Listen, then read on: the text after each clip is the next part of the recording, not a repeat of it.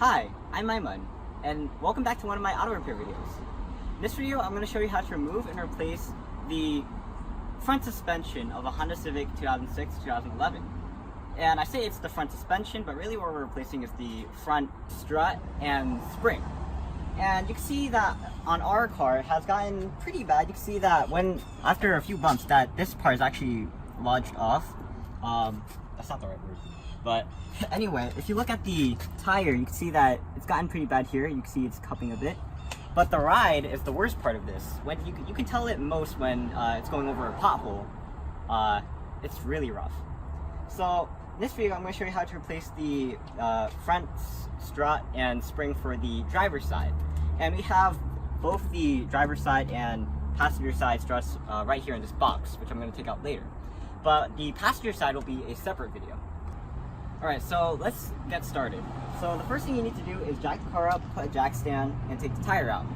Now, if you don't have a impact driver like we do, then of course, before you jack the car up, you need to actually loosen the bolts.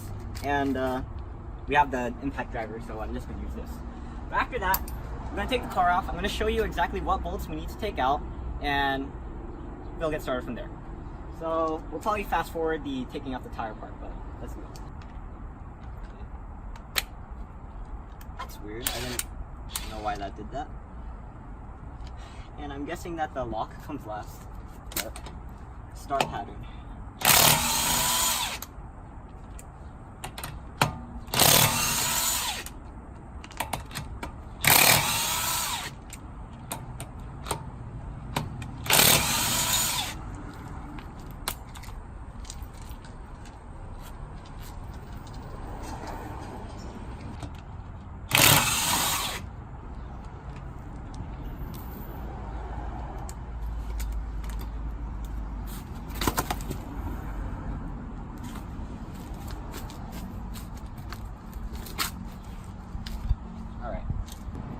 Now that we've taken the wheel out, we're going to take a look at the bolts and fasteners that we need to take out. So down here there are 3 bolts and 1 fastener that we need to take out. First 2 are these big ones, this one, and there's also nuts. It's 1, 2 that we need to take out. I think they're 19mm. Then there's this one that's connected to the brake bolt, to the brake line, and I think that's a 12 or 14. I might be wrong. And finally, there's this one connected to this wire right here, and that is just a fastener that you use. Where's my plier? You just need to use a plier to take this up. Alright, so going up from the wheel, we're going to take a look under the hood. And right here we need to get rid of 3 bolts. But in order to access them, we need to first remove this. Remove the strut tower, I think it's called. And in order to do that, you just pull up on this. So you can see that there was a rectangle outline. And this little nub out here that you just need to pull up on, just to look at it so you can see how to take it out. And when you look under here, you can see 3 bolts. So 1 here, there's 1 in the back, I think you can see that, and then just 1 down here, the thing with the red marker on it. Now these 2 in the front would be pretty easy to access, and even that 3rd one in the back you might be able to access with an angled ratchet wrench. However, another easy way to get to it is to, you might notice above it that there's a sort of, you might have to go over here to see. You can see that there's an outline of a circle, and that indicates something, a hole that you can take out. A cap that you can take out to reveal a hole. And in order to access that, you can see that the windshield wipers are blocking it. So in order to get those windshield wipers out, I'm going to show you a trick. So let me just put this up. So follow me into the driver's seat. So a nifty little trick is that when you turn the ignition on, what actually happens is that the windshield wipers just cycle once. And let me show you what it looks like. And then they stop. So what we're going to do is we're going to stop it in the middle of its cycle. So, okay, so now let's take a look to see how much clearance we got. Alright, so take a look. And you can see that it's a lot of clearance. Now, we need a flathead to pry that out, and I'm just going to do that now, just so you can see what it looks like. And this one's just pretty easy to get out. Looks like that. And You might not be able to see it from your angle, but just looking down from up here, that's very good. That's a very good angle to get that third bolt. So, just to recap, 3 bolts on the top. I think those are 14 or 12. I'll tell you later. And then 3 bolts down here. 2 of them are big, 1 of them is small, and finally there's this fastener. All right. So first, what we're gonna do is, when you're working on something like this that kind of looks a bit rusted, it's a good idea to use PV blaster. So especially on these big 2 bolts and nuts, it's a very good idea to use PV blaster. And for these nuts and bolts, what we're going to do is we're not necessarily going to use the impact driver, because even though I like the impact driver, I'm pretty sure it's overkill to use on this. And secondly, I'm pretty sure that the vibrations would probably tamper or break something inside there. So what we're going to do is, because when we loosen this nut right here, it's also going to turn this bolt, we're going to have another wrench on the side of the bolt. And then while we have it there, we're going to loosen this nut. So first, let me spray some PV blaster.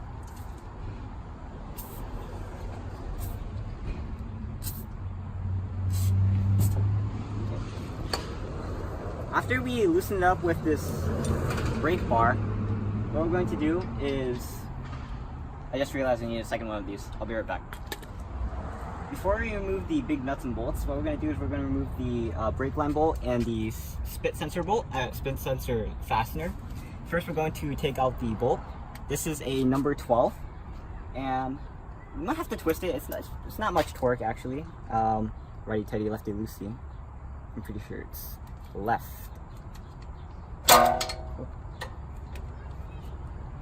Oh, okay. There we go. Bolt. Set that aside for now. And now we need to get rid of that fastener. All you have to do is take your clamp, your plier, preferably needle nose, and just push that out. There we go. So that's what the fastener looks like. It's just a simple push fastener that you just need to take out. And now what we're going to do is we're going to get rid of these bolts. So first, what we're going to do is we're going to use our brake bar to loosen it up, and then we're going to use our Milwaukee to get the rest of it off. And I think it's a number 19 socket, or a 19mm socket.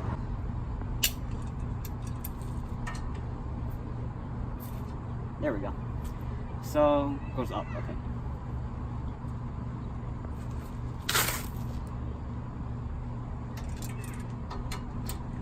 Just tighten it a bit more.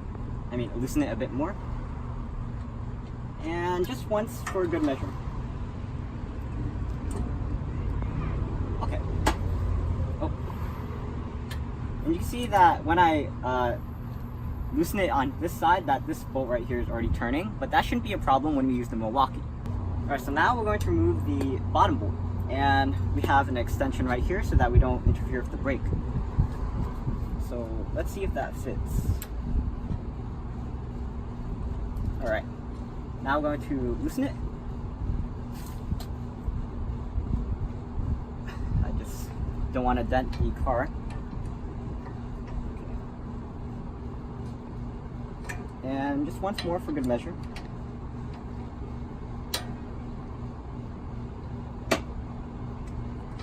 Now we're going to loosen it with the Milwaukee. Now that we've loosened it with the breaker bar, we're going to take out the nut. So when I try to loosen it with the Milwaukee, just look close if you see anything.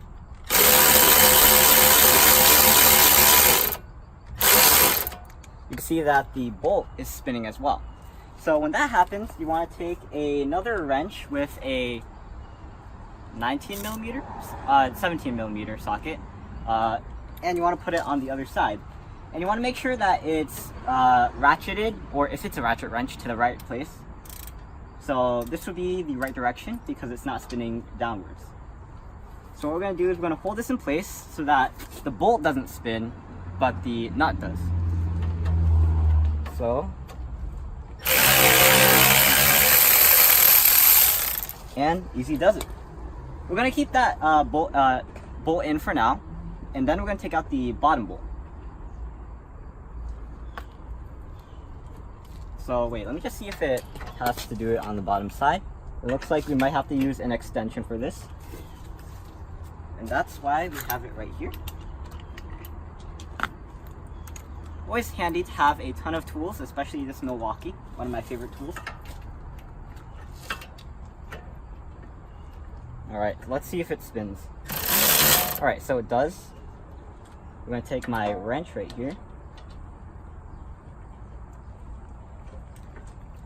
Okay.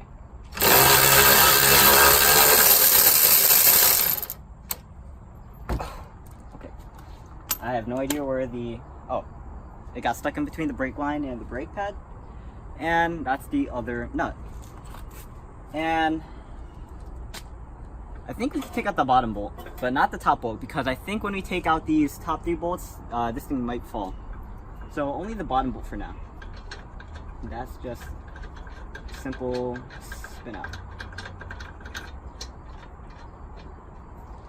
Milwaukee to the rescue. Sometimes patience is key, but in this case, I don't really think it's needed.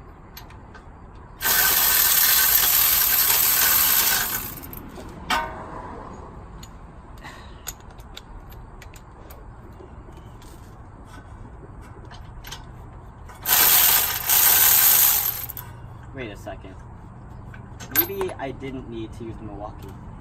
I think it could have just slid out. Now, maybe patience isn't needed when you have it the right way. Okay, so this is what the bolt looks like.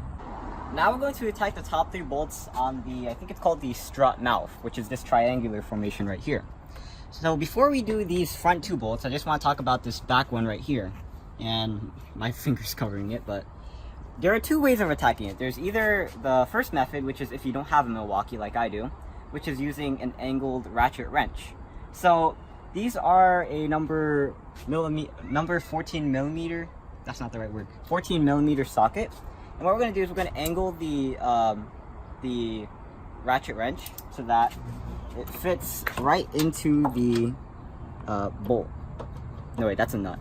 So right onto the nut. And then we're just going to loosen it.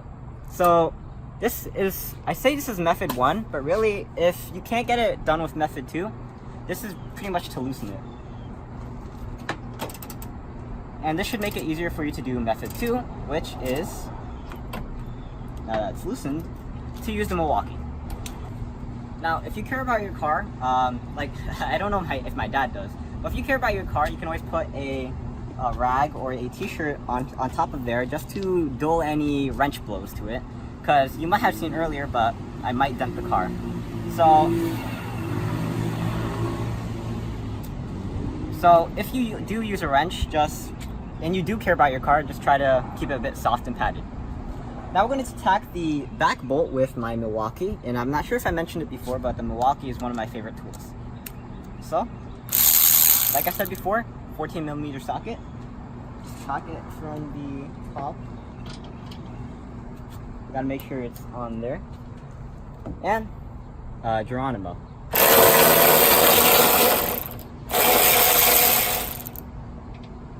Okay, I just gotta make sure I don't lose that nut right here. And I'm pretty sure there is a real danger of losing the nut. So we're gonna take that and put that up here for now. I don't think it's gonna be lost there. And then we're going to take out these other 2. Now, I'm not sure if the Milwaukee will be able to, actually, no, the Milwaukee will be able to. And first we're going to try out this short socket, but if it doesn't work, we're going to use the long socket.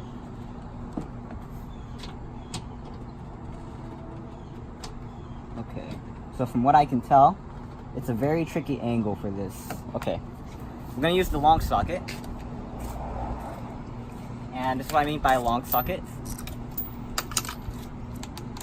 This one should work better, or fit better, rather.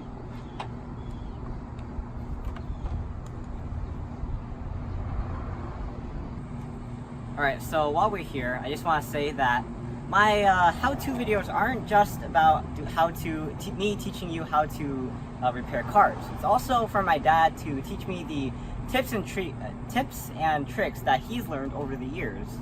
And it turns out that I was dumb, because what happened is that using the short socket, you can actually reach this bolt.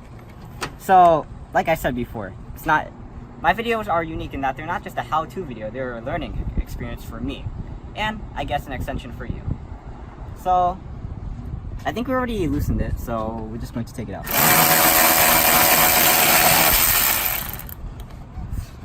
And there's the nut. I'm going to put that there. It's a bit of a funny, okay, let's try this. I'm pretty sure this will fit. There we go. And just a bit of a funny digression, but I think it's something that you guys should hear. Alright, so in order to take this front strut out, what we're going to need to do is finally take out this top bolt. Before we do that, we're not sure if this bottom piece will fall off once we take the top strut out.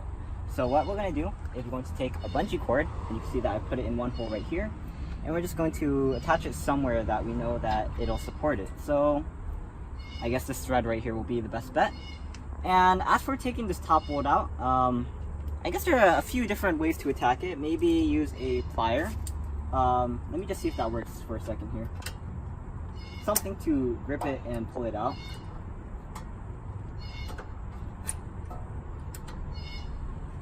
Though I'm not sure that'll work. So if worst comes to worst, you can do what I do, but just keep in mind that this might wear down the threads on the bolt. And what I do is use a hammer to knock it out. So let's try that. So you can see it's already being a bit effective.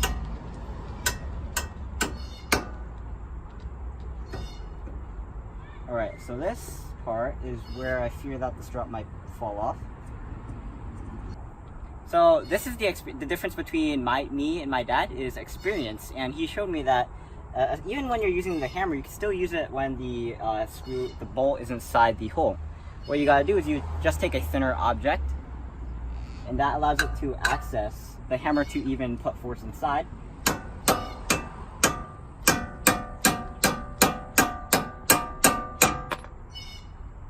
Okay, so let's see what happens. And I'm not too sure what myself what will happen. Alright, so here's how we're going to do it. First we're going to tilt this down, and you'll see what that looks like in a second, but I just want to explain it first. And then we're going to take this out, and we just have to finagle it out. So this is what tilting it looks like. While we tilt it, we're going to hold this up, because it might fall. It's a bit heavy. And then we're just going to sort of finagle it out.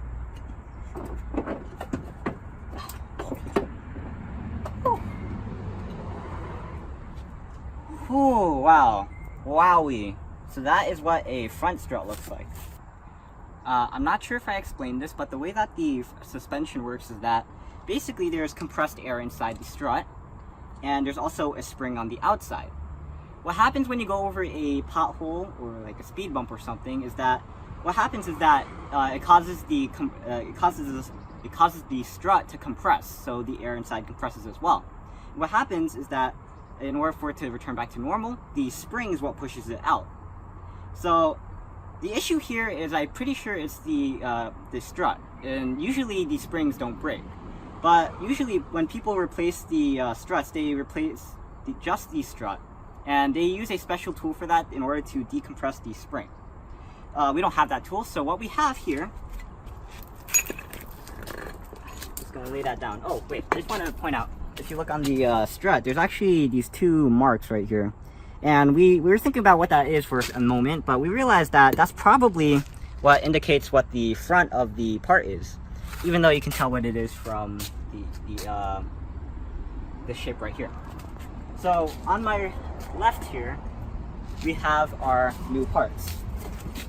And we're probably going to cut this so that I can open this.